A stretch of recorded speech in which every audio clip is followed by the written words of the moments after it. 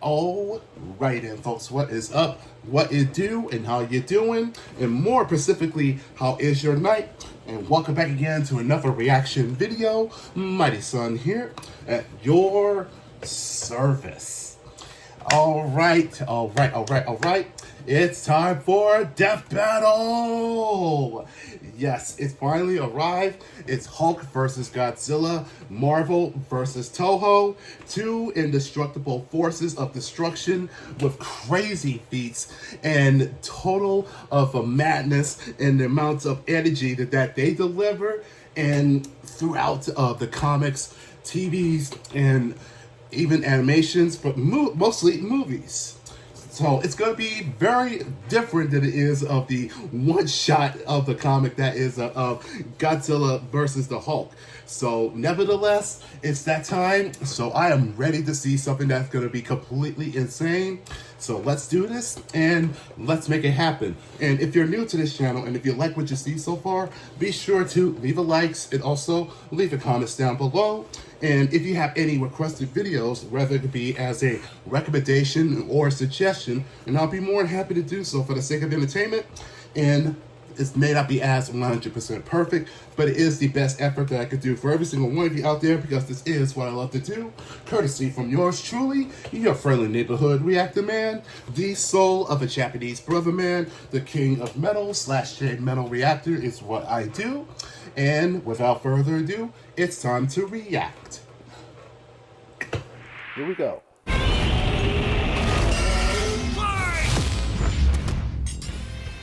The Hulk versus Godzilla. Marvel's Green Goliath against the king of the monsters. He's Wiz and I'm Boomstick. And it's our job to analyze their weapons, armor, and skills to find out who would win a death battle.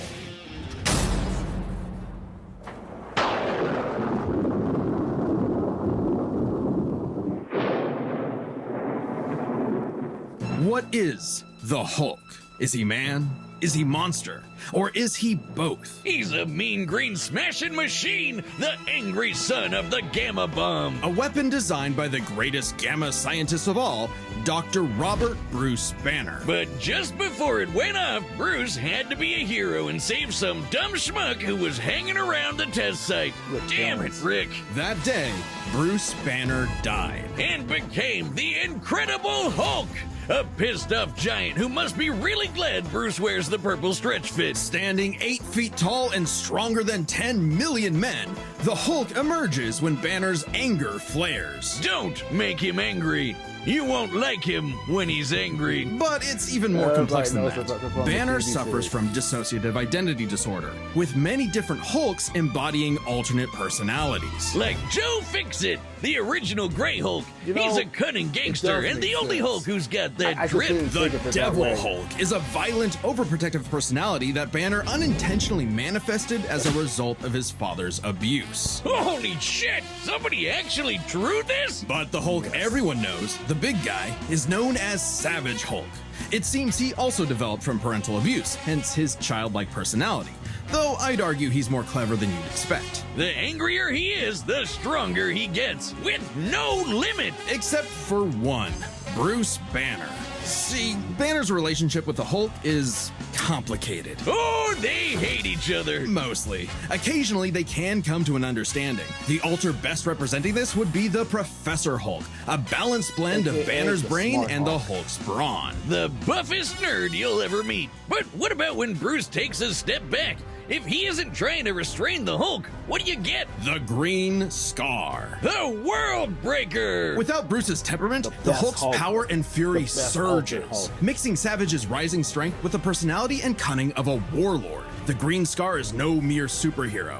He's a king and a conqueror. Hulk is strong enough to lift 150 billion tons of rock, jump from New Mexico to Florida in a single bound, and shake all the dimensions connected by the crossroads at once. he was pinned down by the spear of Proxima Midnight, which holds the weight of a star, and was fine. And when we say world breaker, we mean it.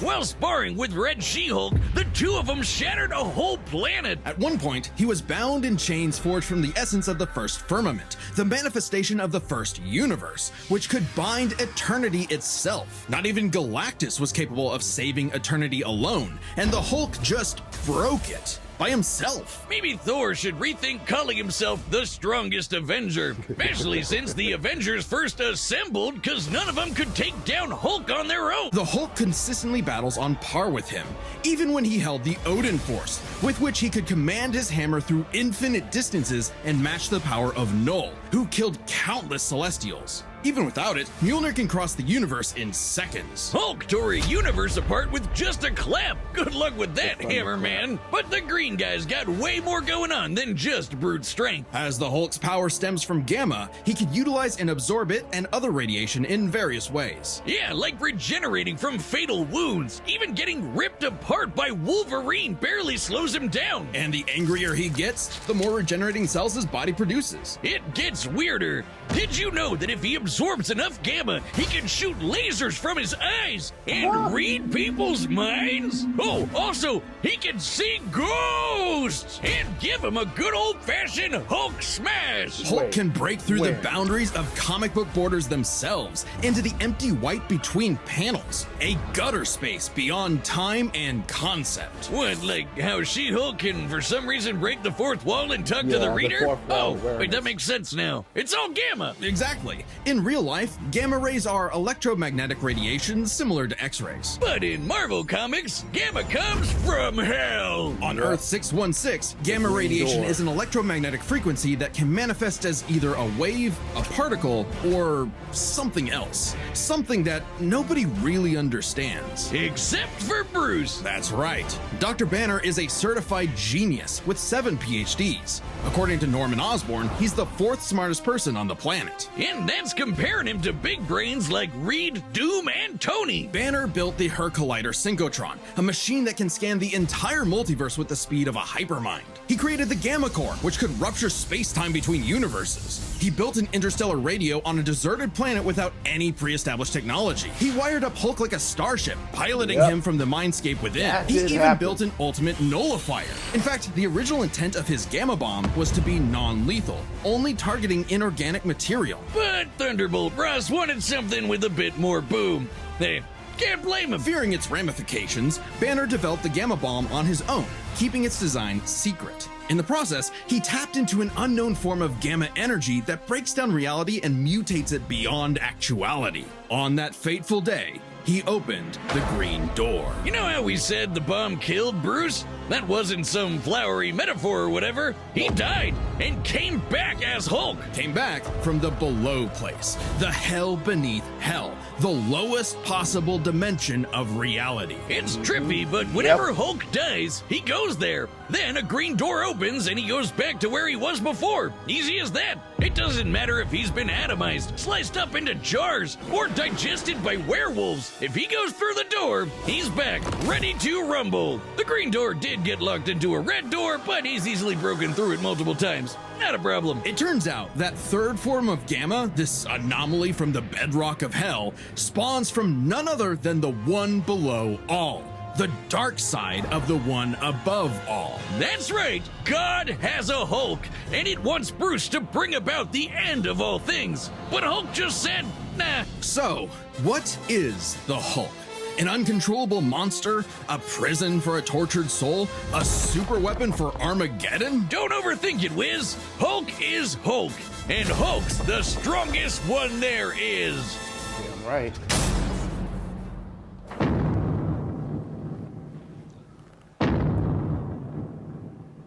So Godzilla is the son of a... The year was 1946. The press gathered at Bikini Atoll to witness the power of the nuclear bomb.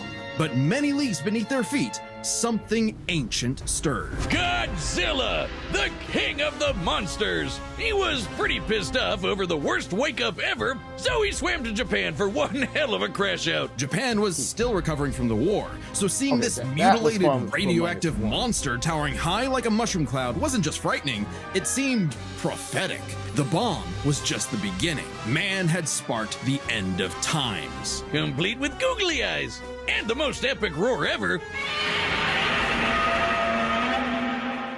Over the years, there have been many iterations of the beast. Between movies, TV, comics, and cartoons, there's at least 27 different Godzillas stomping around, not including Manila, the Scrappy Doo of kaiju. Sorry, that's insulting to Scrappy Doo. Despite the variety, Godzilla is somewhat consistent, so we'll examine his entire history, focusing on the larger releases. In most iterations, Godzilla is a rare theropod that went dormant for millions of years before nuclear bombs mutated it into a gargantuan radioactive monster. Standing 165 feet tall, at minimum, Goji smashes through skyscrapers with ease. He's so casual about bullets and rockets, they might as well be gnats. And the bombs did so much more than just pump up his size. He's got atomic breath. A concentrated beam or spray of radioactive heat. With an estimated range of 1,100 miles, it can exceed 500,000 degrees Celsius, almost 90 times hotter than the surface of the sun. But depending on how much radiation he's absorbed, or life energy from a giant pterodactyl, he can do way more with it. His red spiral ray is a supercharged version that doubles in heat and power, and spins. Or he can blast it out of his back and fly. Well, he could always do that, I guess. Look at him go. With enough energy built up, yeah, I Godzilla remember can seeing blast that. a nuclear pulse out of his whole body, creating a massive wave of atomic destruction. His breathing laser can even break through dimensions, like when he found himself face to face with a giant mech piloted by Hatsune Miku. Also a number of era-exclusive powers. Shin Godzilla can fire rays from his tail. And Hanna-Barbera Godzilla can fire rays from his eyes. Pew, pew. Effectively a living nuclear reactor, Shin possesses a natural phased array radar that can detect and attack threats automatically. And Godzilla Earth, who grew over 1,000 feet tall across 2,000 years, could make a barrier only penetrable by kaiju that can bypass physics. And don't forget, Big G can ball with the best of them. After Charles Barkley got him his own pair of Nikes, Godzilla got busy. You know, it's kind of hard to emphasize just how impressively terrifying Godzilla can be when you're bringing up this sort of thing. Oh yeah? Why don't you find a better spokesperson for Dr. Pepper. Pepper? Fine, let's talk about when his presence boiled the entire Arctic Ocean, or how he picked up and threw Biolante, which weighed 200,000 tons, or when he no-sold not one, not two, but 3 meteors. Including the Permian period extinction event that happened about 200 million years ago. Then he went to hell, fought some fucked up versions Yeah. of God and Satan, and atomic breath at That Space was a Godzilla limited so comic hard series. that he blew up the whole planet. That's scary enough for you? God, I want a Dr. Pepper. With such awesome might, he's battled the most dangerous of foes, like King Ghidorah and Gigan. In Godzilla vs. Megalon, Gigan flew from the M Hunter Nebula to Earth in 24 seconds, and that nebula is 30,000 light years away. But sadly, OG Goji got done in by the cruelest weapon ever. The Oxygen Destroyer. Developed in secret by Dr. Serizawa, this weapon could suffocate and liquefy molecules. The ramifications of such a weapon were so detrimental, Serizawa took the secrets of its design to his early grave. He got lucky. It doesn't matter what you throw at Godzilla. He never really dies. You can blow off his head, explode him from the inside, or crush him in a black hole. Then he'll come back. Or evolve into an even more powerful form. Godzilla's always possessed heightened adaptation, but many iterations clearly showcase instantaneous evolution. And super forms. He's gone full shonen and powered up a few times. So much so, he almost kicked off a nuclear winter just by existing. Even the Oxygen Destroyer could not permanently that end the was first from, Godzilla. His ghost possessed a gonna say robot, that was his of, bones Godzilla summoned another 2000. Godzilla, and he rose as an That's from undead revenant hell-bent on destroying Singular point. Japan. Okay, why Japan? Couldn't he pick on some other country? He stomped around the Americas a few times, but it just isn't the same. Godzilla is intrinsically linked with Japan, a symbol of both their devastation and resilience. A reminder of the threat of nuclear war and what awaits those who peer too deeply into the unknown. but also Japan's and Godzilla's perceived territory. To him, a stomping through Osaka is just another patrol. He's not always so bad, though. He can be super protective, defending other monsters, his own kid, and sometimes even people. I'd say there's two types of Godzillas: the monster of nature's wrath and the guardian of planet Earth. Well, there is a third type, but to understand that, we should first answer a question. How does Godzilla walk? On two legs, Wiz, obviously. But according to Square Cube law, those legs should be crushed under his own weight. Oh god, here we go again. A creature like Godzilla cannot realistically exist. This proved to be an elusive question for decades, even highlighted in Shin Godzilla, until a new theory was presented in the anime Singular Point. If Godzilla can't exist in our reality, what if he's from a different one? What? Like he's an alien from another dimension? Exactly! What if all kaiju come from a higher plane of existence with no regard for the known laws of physics? This dimension enters our reality in the form of archetype, a transtemporal conceptual particle. It's that red dust that's floating all over the place. This archetype can enter any timeline to terraform the Earth and all of reality so that kaiju can exist. This theoretically explains why various Godzillas appear in so many universes. They all trace back to one singular point: Godzilla Ultima. Sporting the wide grin of a demonic Oni, Ultima is vicious. Just walking through Tokyo started 1,000 earthquakes around Japan. Even his own blood is a weapon. Over 300 feet tall and growing ever more as archetype distorts the universe, Ultima's existence implies a far more complex origin for all Godzillas. Godzilla is a test for humanity, a challenge laid out by an eldritch entity from a dimension we are incapable of perceiving or comprehending. It's kind of like how when we move an object and its shadow changes. We get why that happened, but to someone who exists in only a 2D plane, the shadow looks like it just randomly transformed into something totally different. Crazy to think about. Come a really long way from Big Lizard Smash Building, huh? This shadow, this wannabe god, desires to play with and destroy every single universe. Through Ultima, this entity sees the universe as an interactable fiction and can control causality. Ultima himself is a singular point, one of many gateways through which the entity can tamper with reality. Think of it this way: if something happens that the entity doesn't like, it can just say, that thing didn't actually happen, and presto, it no longer happened. That's not to say such an event can't happen in the moment of occurrence, but the entity disconnects cause and effect and nullifies events in retrospect without regard for time. And now my head hurts. TLDR, Ultima tried to bring about a catastrophe that would end the universe in like a week's time. So, a wacky robot and a time-traveling Alexa used a supercomputer and this familiar-looking doohickey, The orthogonal diagonalizer, to zap all of archetype into its final form, cutting off the entity's connection to the universe. but not killing it. Because while each Godzilla has its differences, one thing remains certain. Godzilla is immortal, and that makes him the king. Damn right. Right, the combatants are set, and we've run the data through all There's the possibilities. first cover of that It's one time shot. for a death battle! battle!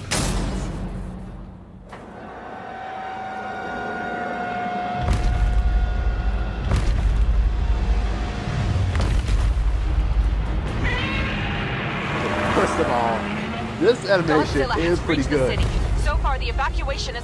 Wait, look!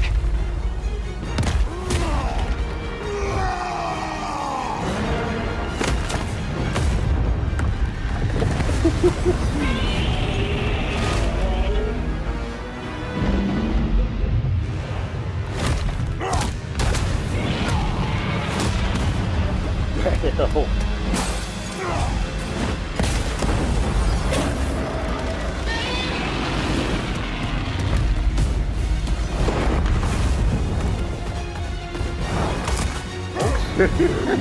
This is really good.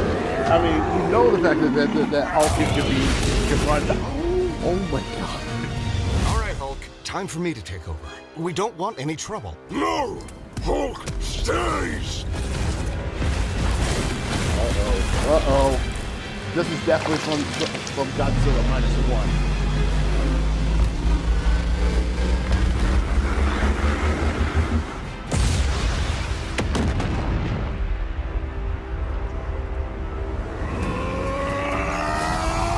Wall breaker. Think you're strong? I conquer the world! Let's get it. Okay, he could hold that head.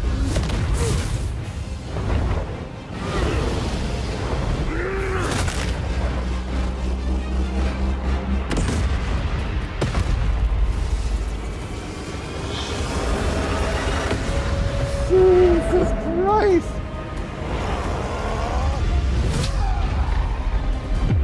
And he just thunderclapping off back to the city.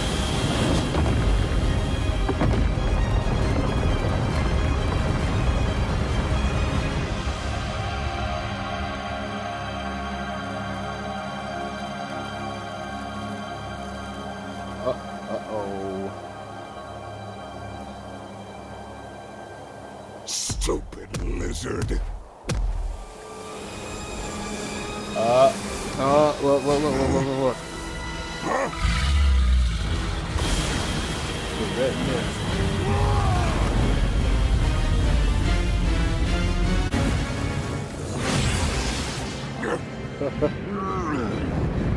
That was like the death of the door.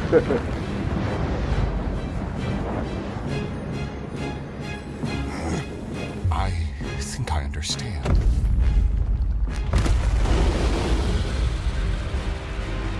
Godzilla Ultima.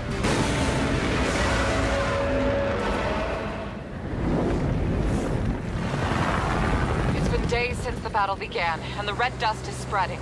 Godzilla has grown in I'm sorry, size, red but we dust. believe we are.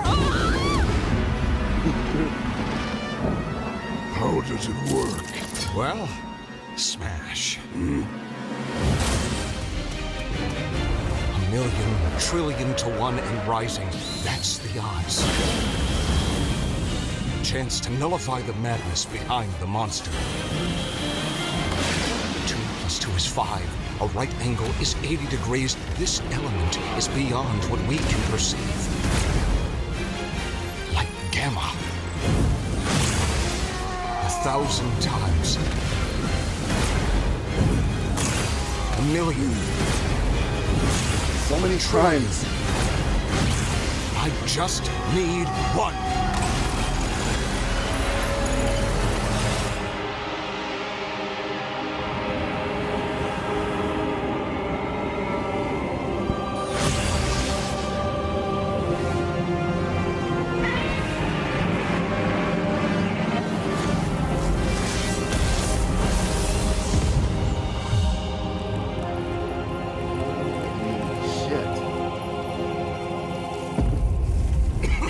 You did it, big guy. We did it. KO! Okay, run this Nice. by me.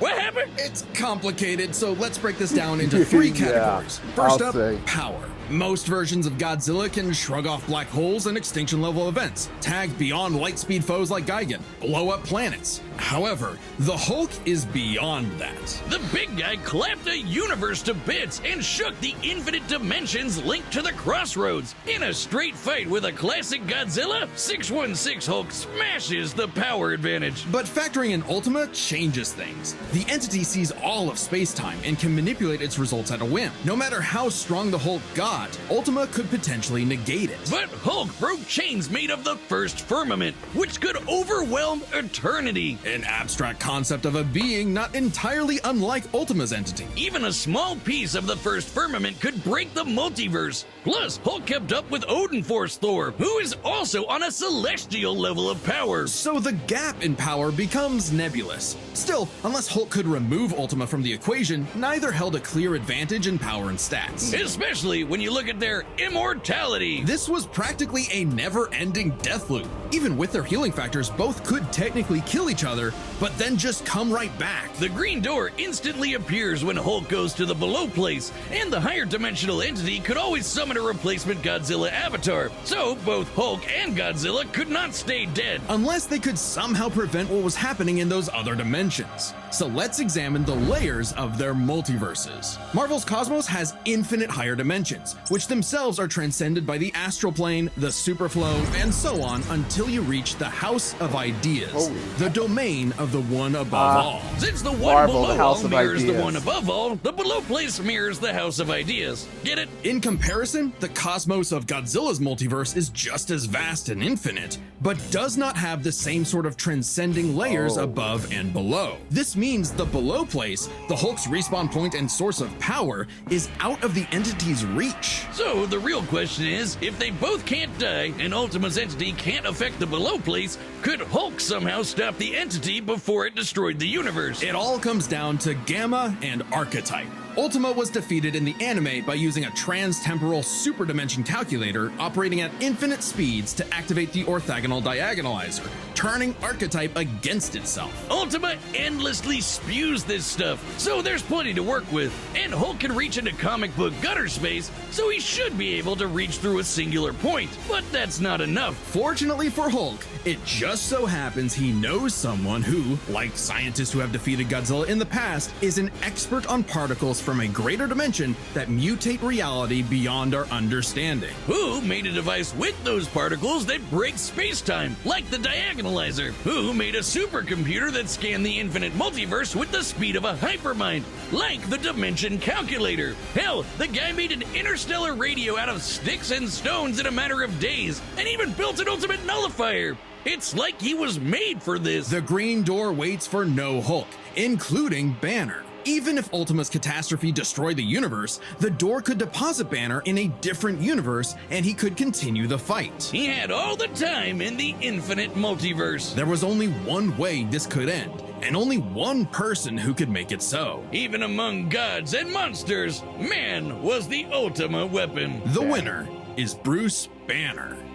Next time on Death Battle. Oh, 200, nice. Subscribe and join as a member to see more Death Battle. Thanks for watching. Okay, this was a very of a stalemate because they're both of these two have a few things that they're common, that they're immortal, they have of unlimited power, and when it comes to Hulk, he could just be, he could just go from being as the Savage to of the World Breaker, aka the Green Scar, however he chooses. But ultimately, that Banner is the true source when it comes to of the physics and particles that simply to calculate of how to defeat Godzilla, and over of death by death by death by death, and open the Green Door. That all he needs is that is just one singular point, and that is the shatter of that singular point that is the Godzilla Ultima. And that is where that Godzilla is no more. And I gotta say that this is of a one hell of a fight, and the most epic way in fashion.